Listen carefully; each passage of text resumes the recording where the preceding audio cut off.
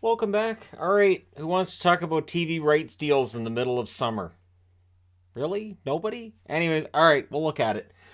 So Diamond Sports, who own Bally Sports, of course, Bally Sports, they declared bankruptcy months ago and caused some chaos in the sporting world because regional sports networks are struggling.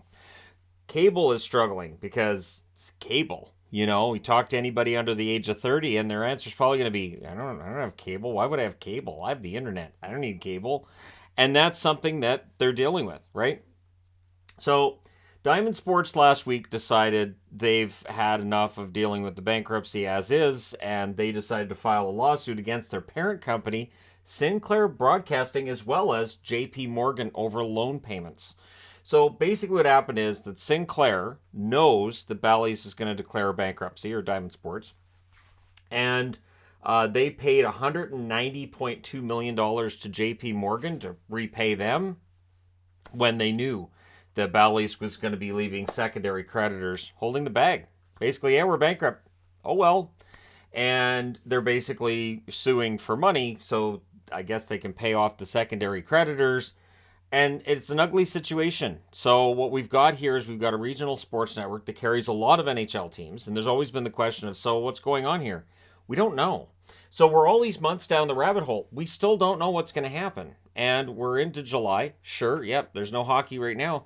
But October's not as far away as some might think. I know if you're enjoying the summer and the sun and everything, you don't want to hear it. Totally understand. I will be enjoying the summer and the sun myself in a couple of weeks in Nevada and California. However, the reality is that this is going to come up on us sooner than we think. So what's going on with this is they're suing their parent company, and basically it's to try to figure this out and get themselves some cash flow.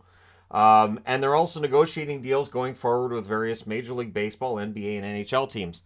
I'm wearing my Padres hat because they let the Padres go. The Padres were one of the teams that will no longer be on Bally's slash Diamond Sports, whatever you want to call it in this case, your regional sports network broadcasting. And cord cutting is hitting the broadcasting industry and streaming. So when I'm on the other channel, usually wearing the Entertainment Guy jerseys I've been sporting in videos recently because it's the off season. I figure I can wear whatever jersey. It doesn't matter. But cord cutting is hurting TV broadcasting. And what we're seeing with all the streaming is just so much content. There's so much. I can't consume all of it. So there are plenty of shows that people really like, and it might be really high quality programming. I do not have time for all of the television shows that are on TV. I try to catch up on as much as I can during the off season, but there's a limit. There's a limit, and so there are series that have actually lived out their entire cycle, and I've never watched an episode. And it's like, well, I want to watch that series, but I don't have the time. Now, sports aren't being hit as badly, but it's starting to hit sports. So, sports are seen as the last sustainable product basically on cable TV. Like you're broadcasting your big hit TV shows, eh. Now, one complaint that I've had, and I know this isn't hockey related, but one complaint that I've had is it feels like every television show on network TV now is kind of the same formula. It's usually police, doctors, fire, some kind of lawyer cop element to it, and it feels like everything's almost the same. Sitcoms, it's not the same. So a lot of TV has just, I think, been slow to adapt. And I think with sports, that's the case too. It's slow to adapt to the reality that streaming is really cutting in to what has been a really strong business model. And it's made it tougher because if you're an advertiser and you see those ratings going down, well, now you're not paying as much for the advertisements during the show. Well, if the networks aren't getting paid as much for the advertisements, how do they pay those sporting rights? And that's something regional sports networks have been dealing with, right? So we're talking about Bally's, but I think this is just a regional sports network thing that we're going to see everything end up going on to streaming. I think we're going to see leagues having to run their own streaming at some point too. But cord cutting is major right now. And as I said, the generation coming up just generally don't get cable. It was kind of a known thing that if when I moved into my first apartment by myself, I made sure I had the hydro set up, which is electrical, for people who I think, I don't know, in the States, they don't call it hydro, but up here we call it hydro. You made sure you had your telephone, your landline. Remember landlines? I remember. And your cable. So you had to have those three things in there, right? And of course, natural gas came in later on and all that. But you had your bills, and cable was just one of those things. Well, yeah, we got to get cable. If you went to a friend's house and they didn't have cable, it was like, wow, it's the 1800s in here, huh? Huh. Well, I'd love to stick around, but no cable. So cord cutting now, and the fact that everything's gone to streaming, and there is so much competition for eyeballs, it's meaning that advertising dollars drop, right? Which is going to hit sports in general. Now, Diamond is needing to negotiate new carriage agreements with Comcast and DirecTV. So if you want an Avalanche fan's eyes to kind of twitch a little bit, just ask them about how easy it is to watch Altitude Sports and how smooth things have been with watching Altitude Sports if you're an Avs fan. I apologize to any Avs fan whose eyes twitching right now. But the reality is Diamond needs to go negotiate new carriage rights with Comcast and DirecTV, and that doesn't always end up being a slam dunk. There are networks that just end up not on there where, either Comcast or DirecTV says, we think you guys should pay us this amount that we carry you. And Diamond could answer with, we're not paying that. And then it becomes a fight from there, right? And it is something we see with various networks. It's just that's the way things work now. And so you could end up in a situation where you might be a fan of a team and you go, all right, I want to watch Bally Sports, and right, it's not carried. And again, this is that business model that I think really needs to change. Now, ESPN and Turner have deals that run with the NHL until 2027, 2028. The Sportsnet / Rogers deal runs until 2025, 2026. The ESPN Turner deals have done relatively well, right?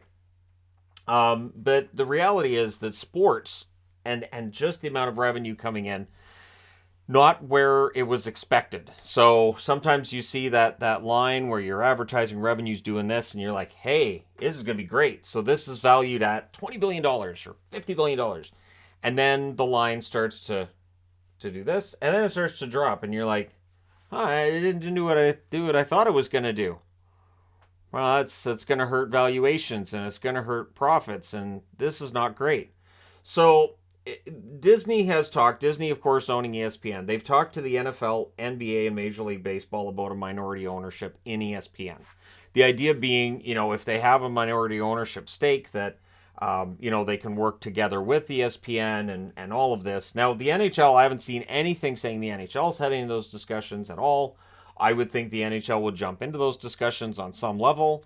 And it might be for the best in the States for them to make this work, because ESPN is the big network in the States, just like Sportsnet's the big one in Canada. Although that could change. That could change back to TSN. TSN, the sports leader, I think is still their slogan. And TSN has some excellent people working for them in broadcasting, just they haven't had the NHL rights other than some regional rights for certain teams. Now, also with Rogers, they're in the midst of a merger with Shaw. And merging with Shaw, which is a big cable provider in Canada, means there's been some layoffs. But Rogers has never really been shy about layoffs anyways. We've seen TV personalities change in Rogers. It's why when there was a rumor that Hockey Night in Canada, they could just get rid of everybody and bring in a whole new staff, it didn't seem that far outside of the realm of possibility, because Rogers has just gotten rid of guys before. And that's one of the reasons why when people ask me, well, don't you wish you were on TV? Not really.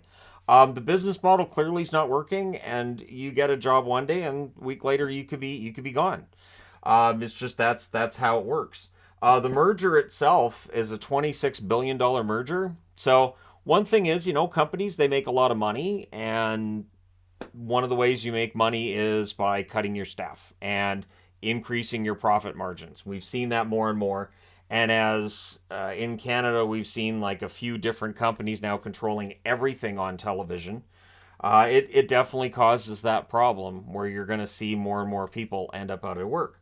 Now, I wanted to talk about viewership. Viewership gets talked about here and there, and viewership was down for the Stanley Cup final. I will talk about that. But one real tentpole in the sports world in North America is the World Series. The highest rated World Series ever was in 1978, 44.279 million viewers. Just ridiculous. Sports would do anything to have those kinds of numbers at all, like anything at this stage. 2020, the World Series had 9.875 million viewers. That's the lowest rated. And the 2021 and 2022 World Series were also very low rated, comparatively speaking, with previous years. People just don't watch the World Series like they used to. It's not the you can't miss this that it used to be. The Super Bowl still is, but the Super Bowl has had its ups and downs as well.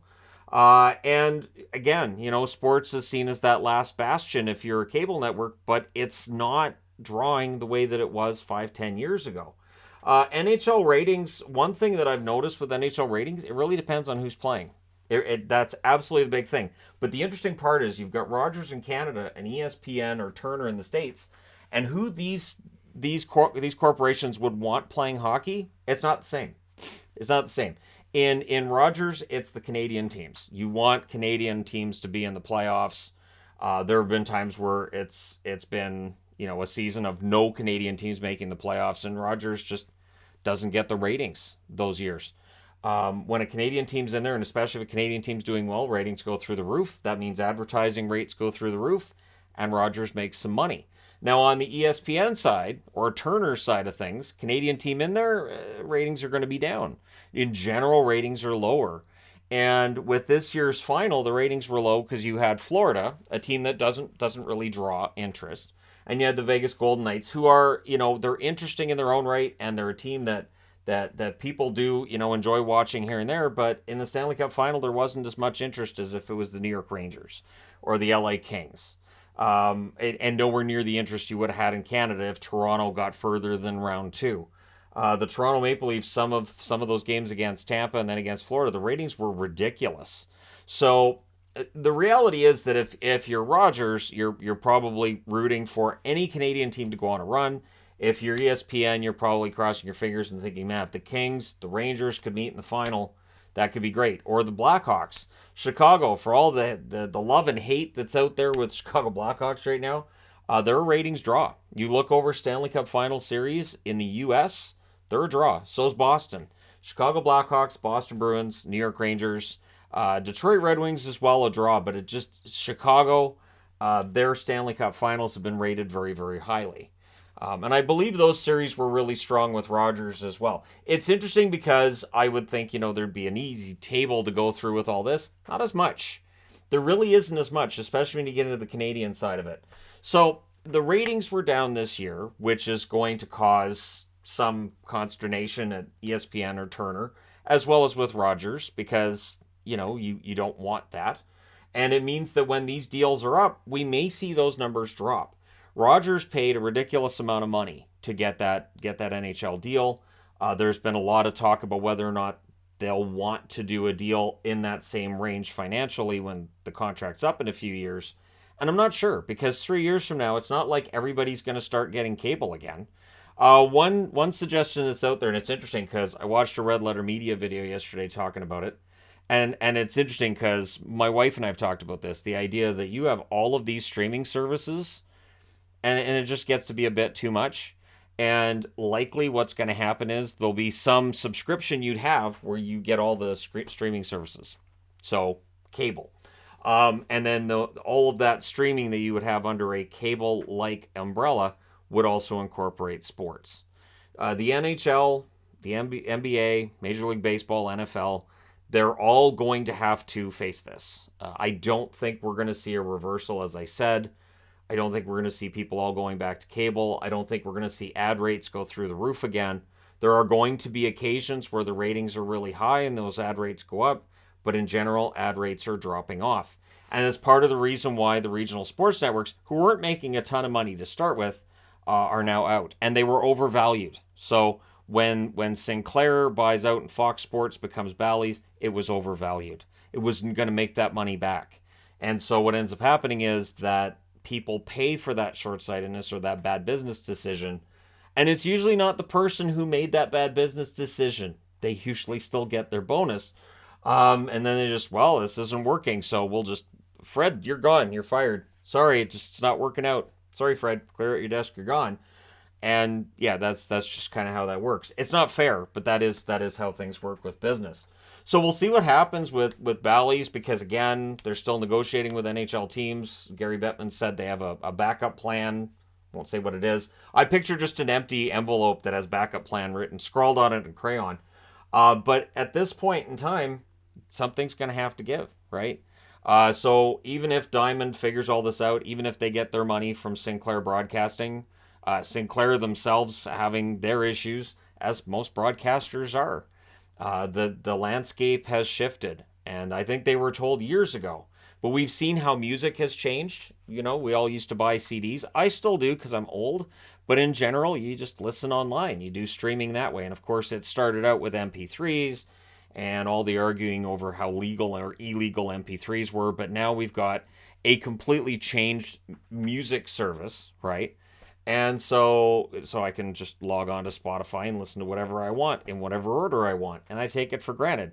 But I think we're going to end up with TV having something similar, sports having something similar, and maybe it's a situation where whichever league comes up with the new blueprint that's going to work, like Spotify did with streaming, where they've got it and they've got it to work, they might make a ton of money, and they might look like visionaries later on down the road. Can the NHL do it? Could it be the NHL that leads the way that way if they start running their own broadcasts? We'll see. But the future is a little bit murky with TV deals. And so I do wonder in 2026 when the Rogers deal is up and 2028 when the ESPN Turner deal is up, what things are going to look like then. Because again, that's a long time from now, and we're already seeing the early pangs, the birth pangs of something new when it comes to sports. We just don't know what that's going to be yet. Obviously, there's still a large audience for sports. People still want to watch sports. But is it in the same numbers that it was back in the 70s and early 80s? I don't think it is. I really don't think it is.